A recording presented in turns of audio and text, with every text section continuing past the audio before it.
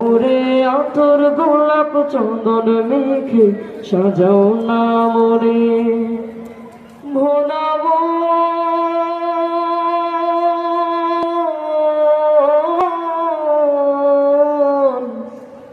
ও ভোলাবো দিও বিদায় হাসি মুখে করি নিবেদন ভুইল না গো আমার সকল আত্মীয় স্বজন দিও বিদায় হাসি মুখে করি নিবেদন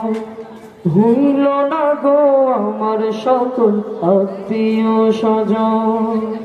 ক্ষমা কইর কষ্ট পেলে আমারই তরে